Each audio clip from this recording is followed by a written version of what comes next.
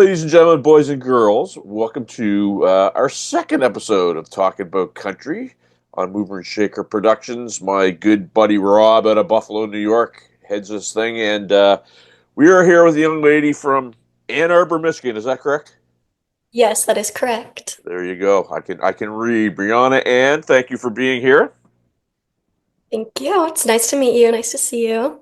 Well, so you're a friend of mine, Gina. So I've interviewed a number of Gina's clients. She is a absolute joy to deal with. She sent me your presser here.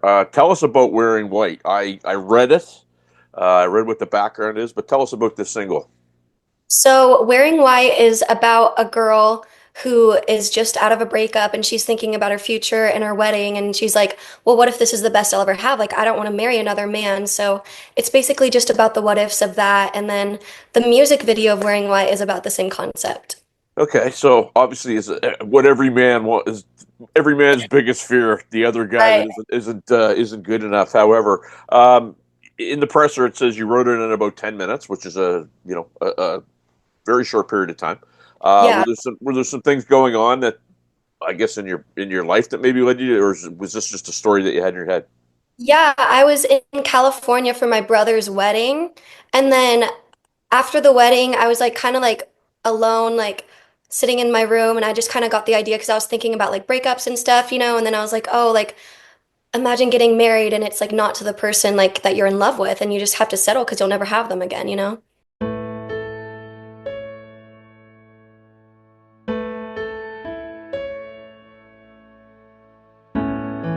Staring at you pulling out of your driveway, tears down my face, one last goodbye way.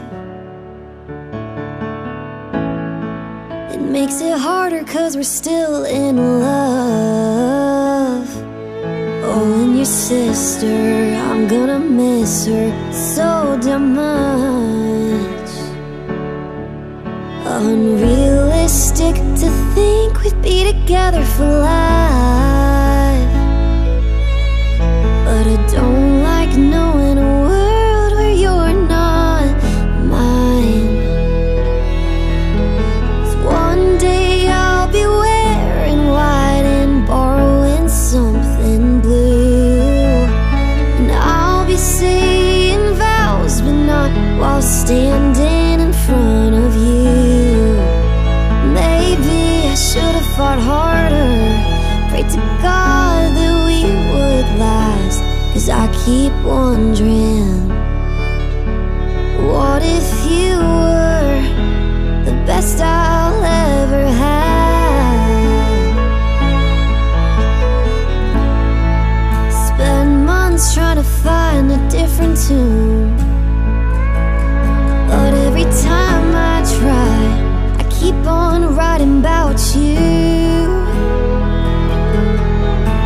We may fight and have our times, but when I'm older, I look back on those nights. 'Cause even when fighting, I'd still rather be with you. Unrealistic to think we'd be together for life, but I don't like knowing a world where you're not mine. 'Cause one day I'll be wearing white and borrowing something blue, and I'll be saying vows but not while standing in front of you. Maybe I should have fought harder, prayed to God that we will last. 'Cause I keep wondering, what if you were? When I walk down the aisle to meet another man's eyes, the preacher asks if anyone defies. Well, I hope you'll run and be the one objecting. 'Cause one day I'll be wearing white and borrowing something blue, and I'll be saying vows but not while standing in front of you. Maybe I should have fought harder. Pray to God that we would last. 'Cause I keep wondering, will I know that you were the best I'll ever have? One day I'll be wearing white and borrowing something blue, and I'll be saying vows, but not while standing in front of you. Maybe I should have fought harder. Pray to God that we would last. 'Cause I keep wondering.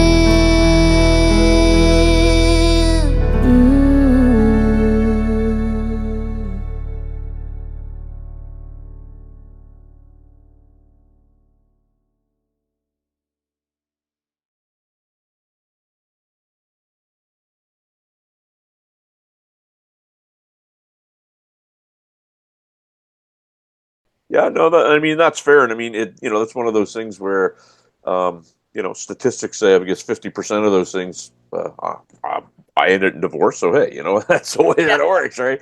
Yeah. But in writing this song, and obviously you probably have a team of people or a few people that you bounce the song off and let them hear it and whatnot. What was the feedback like when you were doing that? So I basically had the full song done, and when I showed it to my parents, they loved it. I brought it to my producer, and he really loved it. So we worked on it together, and then obviously made it a song. So I was really excited about that. So talk. We'll But talk about. Oh, sorry. Go ahead. but like writing wise, like we didn't change any lyrics or anything. We just went for it and like made it into a song. So an interesting thing, and you know this, and it's fairly well known, but for people that don't know and they're trying to make it in the country genre, Mhm. um, performer songwriters, or I'm not going to say they're not sought after, but the world of Nashville typically looks for somebody that can sing somebody else's song, right? Yeah. hmm So, you're a young lady that's writing your own tunes, which I think is great because you're breaking that mold. Do you have any, I guess, reservations about doing that you don't fit in the mold? Are you fine to just go, hey, you know what, I'm going to do it my way. If they don't like it, tough. Um, I think I'm in between pretty much. I really enjoy writing my own music because I feel like it's very like more authentic and it's coming straight from me and then turning it into a song that is straight from me, you know? So it's like very me and my song. So I think in the like future wise, I'm gonna try to continue like writing on my own mainly. Of course, I would be like happy to write with other people and I haven't like taken a songwriting class or anything yet. So like obviously I will be writing with lots of people in the future and I'm very excited about that. But for now, I think I'm like kind of sticking to more to trying to do my own writings as of now. But of course, Sure. if like a cool opportunity or song came my way that I really love and would like want to do, of course I'd do it. And I mean, my background's rock. I mean, I'm a drummer. I record Sick. for people. I record for my own projects and stuff. And sometimes in the rock world, there's this tendency to not want to do other people's songs, right? You want to dig in, but it sounds to me like you're fairly open minded. Do you have some people guiding you on some of these decisions, or are you kind of just doing them yourself? So yes, I do. My parents mostly, they know a lot. They're very smart. So they've been helping me with like everything and every decision like I make and stuff, as well as my producer Chuck Alkazan and then Gina, of course. They've been really helpful. Um, so I like what you're saying about your parents because in the sports world, it's a very common thing for athletes to take the counsel of their parents until they get an agent or a manager or whatever. Do your parents have a background in music, or are they just astute people? They don't, but my dad does marketing, so Oh, he knows what to look for and stuff, so that's very helpful with it.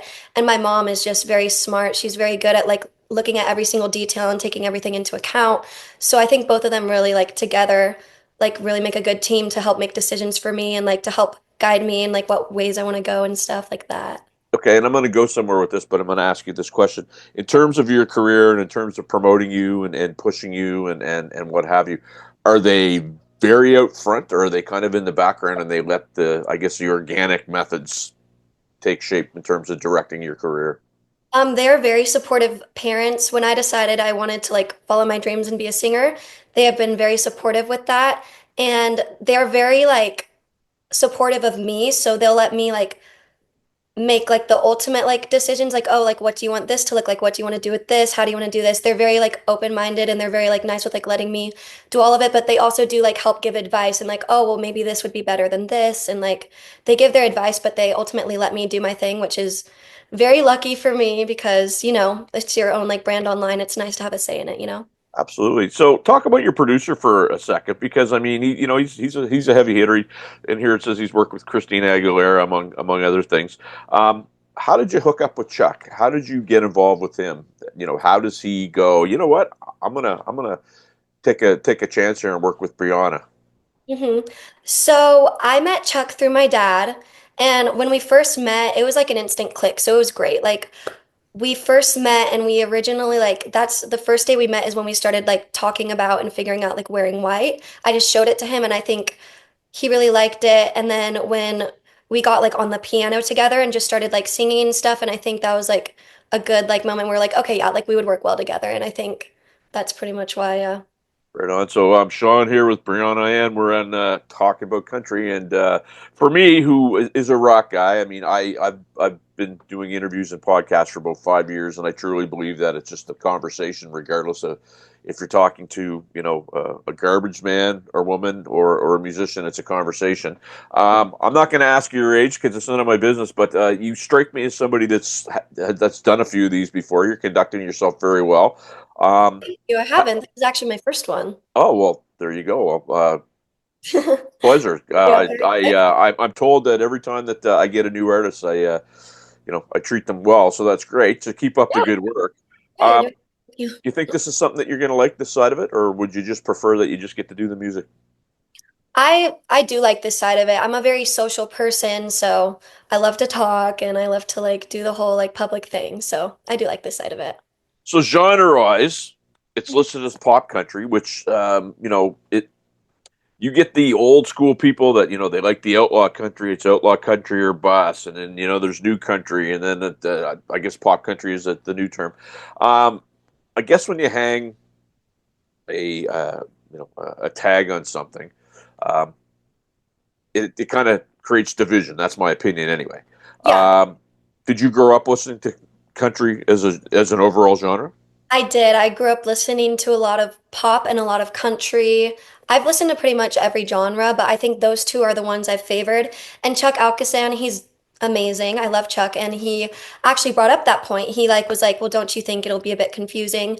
So with that, I think I'm still trying to figure it out as of right now, like what direction I want to go in. But for right now, I'm doing pop and country, because I do really well in both those genres. So I'm just really like trying to sort things out. And I think making records with a mix of country and pop has been really fun for me because it's more upbeat and like fun, but it's also country, which feels very me. Sure. And I mean, I'll make a statement, and it's a me statement. It's not a you statement. So if anybody wants to point the finger at this young lady, don't point it at me. But I think that when you start breaking up genres like that, like you're at a point in your life and your career where trying to find out what your thing is, I think, is very good. And going, you know what, we're going to do this, and we're only going to do this. I don't think it's good for a young artist to try to develop themselves. Right. Yeah. So, in terms of Chuck, I mean, obviously you're in good hands there. What are your plans? I mean, typically now, the smart way to do it, and the way that I've done it with some artists that I work with, is the waterfall release. So you'll put a release out, you'll get some traction off it, you'll put another one out, and maybe at the end you release an EP or an album or whatever. Is that your plan? Is that what you're looking to do? Yeah, that is my plan. I'm currently working on some like new music and stuff. My ultimate goal is to be able to headline my own tour one day. So that's like my main goal. But I just started 7, 8 months ago. So obviously I'm at the very beginning. Sure. But yeah, I'm working on music and having some like releases this year and then hopefully opening on tour soon. So here's what I love about this, where you tell me you're just getting started, and I deal with everybody from just getting started to the chiselly, curmudgeonly old veteran, and people are typically like, "What she know? She's just getting started." But you're at such a great phase where, and you strike me as somebody that can take the feedback if somebody's going to be silly like that. You kind of Oh, just whatever. What would you say to somebody that's looking at you in this interview, going, "Okay, well, she's only been in it 6 months. What am I going to learn from her? What am I going to get from her music?" What would you say to them? I'd say, I mean, nobody is for everybody, so it's expected that, oh, maybe not everyone's gonna like my music, or they're gonna like doubt, like, oh, well, she's not gonna make it, like she's like young, da da da. But honestly, like my music is like my emotions and like what I like to express to the world. So if you like it, I love that. And if you don't, then that's okay too. And like, yeah. Uh, Great answer, because I think sometimes, especially in this business, and I've been in it a long time, there's this tendency to try to get everybody to like everything that you're doing. Right. That's not logical. I don't think that's even something that I think you waste way too much energy trying to make that happen instead of going after your core audience. Yeah, and I think in an ideal world, of course, I would want everyone to like love everything I do, but that's like not realistic. And I love what I do, and I have so many people who love me who love what I do, and like that's what matters to me. And I just like hope my like music can resonate with people and make them like feel something because that's the whole point of it. So for the people like that do like it, that's what's important to me, and the people who don't, then that's okay. So country music's been one of those things where other genres are kind of been male driven. Country's always had a place for women, as far back as the 50s and 60s, and then as you go through and you go through the different decades and what have you, there's always been a strong female presence, and obviously very much so now. Why do you think that is? Why do you think that maybe country's been open to that, and where maybe some other genres haven't? I'm not sure, honestly. I'd say like I think country is very like it's a certain sound. So I know a lot of like women find country like better to sing just because I don't know how to explain it. There's like a certain thing in country where it's like it's just a certain sound, and I know like a lot of people sound good in that sound. So that's why I think people would be like more incentivized to like go to country rather than pop. And pop isn't for everyone. Like pop is popular to listen to, but singing pop, it's a completely different like style, stuff like that. And like rock really cool, but it's not everyone's style. So, like country is like most people enjoy country. Yeah, and one of the things that I find with some of my friends too, and they're fans of country, and if you don't like country, you don't know music, and fine, maybe I don't. I like some country, I do. Do I like all of it? I don't, but I mean, hey, not that I'm the judge and jury of everything. However, the answer that you gave, I'm going to tell you right now, as somebody, this is your first interview, to say that you don't know is not a bad thing, because I think Okay. people try to fill the words with or the air with words sometimes. And I asked you that question, and you said I'm not exactly. That's actually a good answer, Okay. because if you had given an answer that didn't make any sense to you, Mhm. so good, good. You're good at playing this game already, young lady. So that's fantastic. The single's coming out when? The single, You Got It, is going to be coming out sometime in April. We don't have an official release date yet, but Yeah. April will be around the time. And so that's the next one. So that'll be single number two of what you've been putting out. It would be technically my sixth single. Oh wow! So you're Yeah. man, you're shedding some wood here. You're Yeah. getting things done, right? Mhm. Yeah, it would be my second one with Chuck Alcazan as the producer. Well, so and obviously, like we covered Chuck and Christina Aguilera, Detroit Youth Choir. So you recorded in Michigan with him, is that correct? Yeah. Yep. Mhm.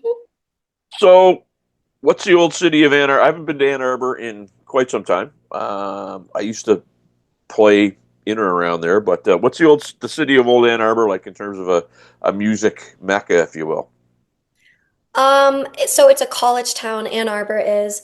So I know they're not like super into music. It's mainly sports and Yeah. like bars and like clubs and restaurants type of thing more downtown of Ann Arbor. But there are some very good music spots here, I will say. There's a lot of open mic stuff and that kind of thing here. So as an artist, are you strictly a singer, or do you play instruments and things as well? As of right now, I'm learning guitar. Right on. Mhm.